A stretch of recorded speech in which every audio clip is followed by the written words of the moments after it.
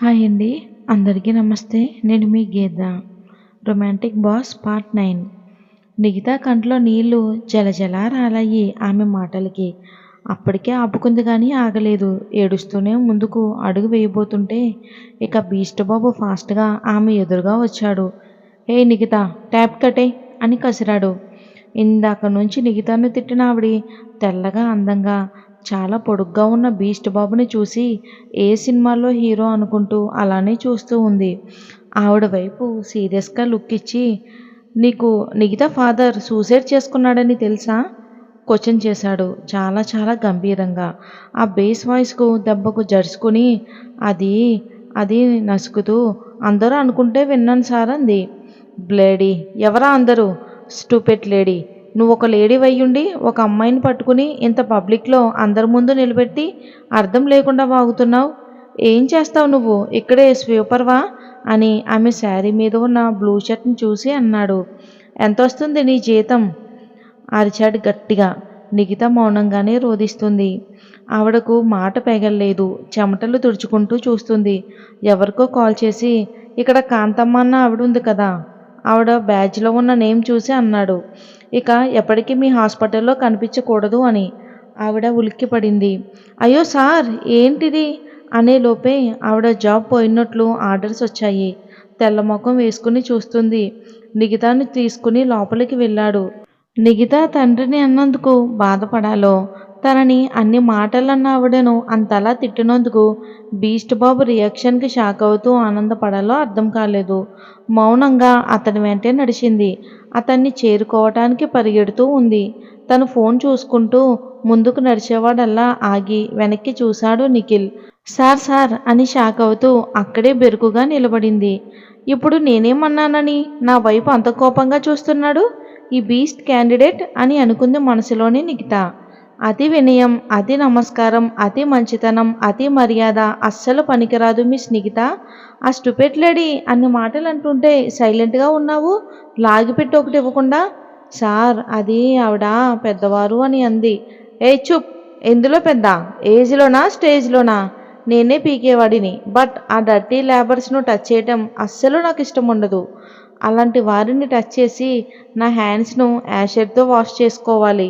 పద కమ్ అని అంటూ ఫాస్ట్గా ముందుకు నడిచారు. ఇక నిఖిత ఏమీ చేయలేక నిట్టూర్చింది. ఈయన అసలు అర్థం కాడు అని అనుకుంటూ అతని వెనకే నడిచింది. పై ఫ్లోర్లో ఒక స్పెషల్ రూమ్లోకి వచ్చారు.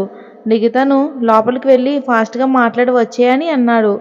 ముందుకు చూసి వెనక్కి వెళ్ళి సార్ సార్ అనే లోపే ఎవరికో కాల్ చేసుకుంటూ ఒక హ్యాండ్ ప్యాంట్ పాకెట్లో పెట్టుకుని పక్కకు నడిచాడు.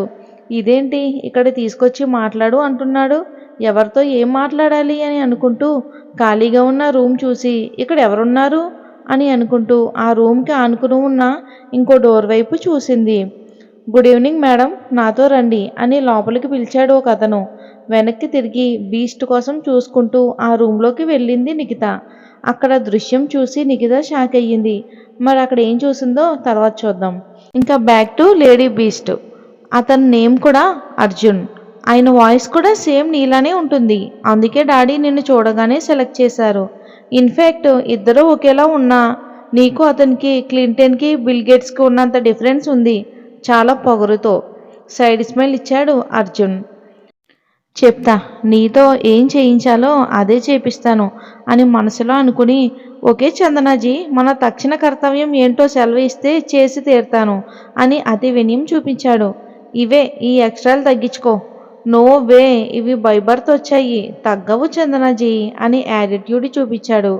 ఒళ్ళు మండుతుంది చందనకి. ఒసేస్ చందన, వాట్ అని అదురుపడుతూ, ఏయ్ పిచ్చి పిచ్చిగా ఉందా ఏంటా పిలుపు? కాల్ మీ మేడం, రెస్పెక్ట్ ఇవ్వు అని అంది విసుగ్గా, అంతకంటే ఎక్కువ కోపంతో. ఇంతకుముందు ఎక్కడ వర్క్ చేశారు అని అడిగింది. యాపిల్ కంపెనీలో. యాపిల్ మొబైల్ కంపెనీయా లేక ఓన్లీ యాపిల్ అమ్ముకునేవాడవా అని అనింది వెటకారంగా. యాపిల్ పండించే చోట పనిచేసేవాడిని అని అన్నాడు అంతకంటే ఎక్కువ బలుపుతో అర్జున్. ఓకే మేడం అని దీర్ఘం తీయిస్తూ అన్నాడు అర్జున్. ఇంకా చందన ఎవరికో కాల్ చేసి 5 నిమిషాల్లో ఇక్కడే ఉండాలి అని అంది. బీస్ట్ గురించి తెలిసిన ఆ వ్యక్తి 4:30 నిమిషాలకే వచ్చాడు. ఇక ఫైల్ తెచ్చి తన చేతికి ఇచ్చాడు. అర్జున్ను ఆశ్చర్యంగా చూస్తూ మేడం ఇతను అని నసుకుతుంటే అవుట్ అని అరిచింది. అతను ఒక్క సెకండ్లో మాయమైపోయాడు. అబ్బో, అందరికీ ఈవిడ గారంటే చాలా భయం ఉంది. అయినా భయపడేంత కటౌట్ కాదే అని ఆమె పర్సనాలిటీ చూస్తూ ఉన్నాడు. ఇక ఆఫ్టర్నూన్ లంచ్ అయ్యాక తను డ్రెస్ చేంజ్ చేసుకుంది. Black jeans, pink strain, long sleeve top, hair అంతా బన్ చుట్టింది. ఐబ్రోస్ ట్రిమ్ చేసి చాలా సన్నగా ఉన్నాయి. బట్ పెన్సిల్ యూజ్ చేయలేదు. పెద్ద పెద్ద కళ్ళు, దానికి మేకప్ లేకుండా కొంచెం చిన్నగా ఉన్నాయి. లిప్స్ న్యాచురల్గా ఉన్నాయి. చేతికి ఒక టైటన్ వాచ్, నెక్ దగ్గర గాగుల్స్ పెట్టింది. ఒక చేతిలో ఫోను, ఇంకో చేతిలో ల్యాప్టాపు. ఈ పర్సనాలిటీకి చిన్నపిల్లలే భయపడరు. అందరూ ఈవిడ ఆర్డర్కు పారిపోతారు. సిల్లీ ఫెలోస్ అని నవ్వుకున్నాడు అర్జున్. ఆమెను ఒకసారి చూసి ఇంత పోష్గా ఉన్న తనని సగం చినిగి మాసిపోయిన పాలిస్టర్ చీరను మోకాల వరకు దోపుకుని చేతిలో ఒక చీపురు కట్ట పట్టుకుని జుట్టును ముడేసి రోడ్డు ఊడ్చి చెమటలు కారుతున్నట్లు ఇమేజిన్ చేసుకున్నాడు అర్జున్. నవ్వు అస్సలు ఆగలేదు తనకి. అసలుగా కరెక్ట్గా సూట్ అయిపోయింది. అచ్చు స్లమ్ ఏరియాకు బ్రాండ్ అంబాసిడర్ ఎలా ఉంది. అతన్ని నవ్వు చూసి మిస్టర్ అర్జున్ ఎందుకు స్మైల్ ఇస్తున్నారు? ఏం లేదు చందనాజీ అన్నాడు. కానీ లోపలే నవ్వుతున్నాడు అర్జున్. ఆమె ఫైల్ ఇస్తూ mister Arjun look this file అని అతనికి ఆ ఫైల్ ఇస్తుంటే ఎండి ఇందా చీపురు తీసుకుని రోడ్లు ఓడ్చండి అన్న స్లమ్ చందన కనిపించింది. గట్టిగా నవ్వాడు అర్జున్ సీట్లో నుంచి లేస్తూ. అతని నవ్వుకు ఇరిటేట్ అవుతూ వాట్ హ్యాపెండ్ అర్జున్ అని 3 టైమ్స్ అడిగి టేబుల్ మీద ఉన్న ప్లేట్స్ గ్లాసులను పక్కకి విసిరేసింది. గప్చుప్ అయ్యాడు. వచ్చి కామ్గా కూర్చున్నాడు. అతనికి ఒక సీరియస్ లుక్ ఇచ్చింది. ఆమెను చూసి నవ్వును కష్టంగా ఆపుకుని ఆ ఫైల్ ఓపెన్ చేశాడు అర్జున్. అర్జున్ దత్తా అన్న పెద్ద అక్షరాలు ఇటాలియన్లో రాసి ఉన్నాయి. Son of Sanjay Datta, family Aparna Datta Devi, Arjun's sister Ratnakavika Dutt, Arjun's mother అని ఉంది. Founder of ABD companies. అందంగా ఉన్న అచ్చం తనలాగే ఉన్న అర్జున్ ఫోటోను తదేకంగా చూశాడు. అల్లరి పిల్లోడు అర్జున్ పట్వారి. అర్జున్ ఎలా ఉన్నాడు మిస్టర్ అర్జున్? కింగుమంది కంచులేడి వాయిస్తో. అచ్చం నాలానే ఉన్నాడు అని నవ్వుతూ మురిసిపోయాడు మన అర్జున్.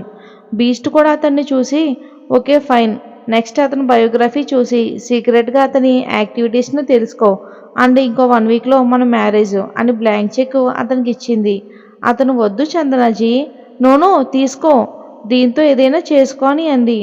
ఏదైనా చేసుకోనా అని కన్నింగ్ నవ్వుతో ఆ చెక్ అందుకున్నాడు అర్జున్. ప్రకృతి ఏదో సూచనలు ఇస్తున్నట్లు 2 పావురాలు కొంత దూరం నుంచి అరుస్తున్నాయి. ఇక ఒక చిన్న పిల్లడు అచ్చుమచ్చుమంటూ తుమ్ముతున్నాడు. అర్జున్ అటు చూస్తున్నాడు. అర్జున్ ఇలాంటివేమీ కేర్ చేయకండి. మార్నింగ్ మీట్ అవుదాం. మీ నంబర్ నాకు తెలుసు, అప్లికేషన్లో ఉంది కదా, నైట్ కాల్ చేస్తాను అని కళ్ళు తిరగడంతో ఫాస్ట్గా వెళ్ళిపోయింది. వెళ్తున్న ఆమెనే తదేకంగా చూశాడు. కారులోకి వెళ్ళి కూర్చుందో లేదో వెంటనే వామిటింగ్స్ అయ్యాయి. అతని మనసులో కలుక్కుమంది. ఆమె ముందుకు వెళ్ళబోయి 2 అడుగులు వేసి ఆగిపోయాడు. ఆమె అంటే ఉన్న కాస్త గౌరవం కూడా పోయింది అర్జున్కి. ఛీ, ఇలా ఉందేంటి, అసలు ఆడదేనా? అలా ఎలా బిడ్డని చంపుకుంటాను అంది ఇండైరెక్ట్గా అని అసహనంగా ఆమె మీద ఒక విధమైన అసహ్యంతో తన బైక్ మీద తన ఫ్లాట్కు వెళ్ళిపోయాడు. తన సింగిల్ బెడ్రూమ్ ఫ్లాట్ అది. ప్రశాంత్తో అన్ని విషయాలు షేర్ చేసుకుంటున్నాడు.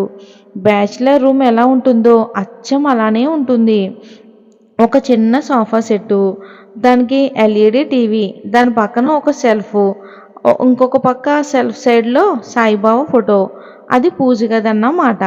ఇంకో సైడు ఒక స్టవ్, వంటకి కావలసిన కొన్ని పాత్రలు, ఒక చిన్న ఫ్రిడ్జ్, అందులో కొన్ని వెజ్జీస్, కొన్ని గ్రాసరీస్. చాలా సింపుల్గా ఉంది. అర్జున్ రాకముందు ప్రశాంత్ రూము డంపింగ్ యార్డ్లా ఉండేది. ఇక అర్జున్ రావడంతో ఇంటికే కళ తెచ్చాడు. చాలా నీట్గా ఉంచుతాడు. కుకింగ్ కూడా వచ్చు. ఇండియాలోనే స్పెషల్ ఐటమ్స్ అన్నీ చేస్తాడు. చందు ఆలోచనలతో ఈరోజు ఏమీ తినాలి అనిపించలేదు తనకి. ఇంకా ఫ్రెష్ అయి వచ్చి తన అమ్మకు కాల్ చేశాడు. ఇక కొద్దిసేపు ఫోన్ మాట్లాడి పెట్టేశాడు. ఇంకా చందన చాలా కోపంగా తన తండ్రితో మాట్లాడుతుంది. ఎంత పొగరు డాడీ వాడికి, టాలెంట్ ఉంది కాబట్టి నేను ఆగాను. అంతే, ఇంక లేకపోతే ఏం చేసేదానో నాకే తెలీదు. అయినా ఏంటి డాడీ, చిన్నప్పటి నుంచి నన్ను ఒక ప్రిన్సెస్‌లా పెంచారు. స్కూల్ నుంచి కాలేజ్ వరకు ఎవరైనా నా వైపు చూడటానికి భయపడేలా చేశావు. అలాంటిది ఒక లో క్లాస్ ఫెలో నన్ను కొట్టాడు. ఒక లేబర్ పోరగాన్ని నా చేతుల్లో వేశాడు. నన్ను పబ్లిక్‌గా కిస్ చేశాడు. వారి వల్లే మన టెండర్ కూడా మిస్ అయ్యింది. ఇప్పుడు వాడినే అల్లుడిని అన్నట్లు చేస్తున్నారు. ఒక లుక్‌తో ఎలా డిసైడ్ చేసావు డాడీ అని ఆవేశంగా మార్నింగ్ నుండి బాధను వెలగెక్కుతూ అరిచింది చందన. బేబీ కూల్ డౌన్ బేబీ, నేను వస్తున్నాను కదా, నేను వచ్చాక నీకంతా వివరించి చెప్తాను అని అన్నాడు. మరి ఈ తండ్రి కూతుర్ల ప్లాన్ ఏంటి? మరి అర్జున్ పరిస్థితి ఏంటి? మంచి మంచి ట్విస్టులు, రొమాన్సు అన్నీ ఉంటాయి. మరి వచ్చే భాగంలో చూద్దాం.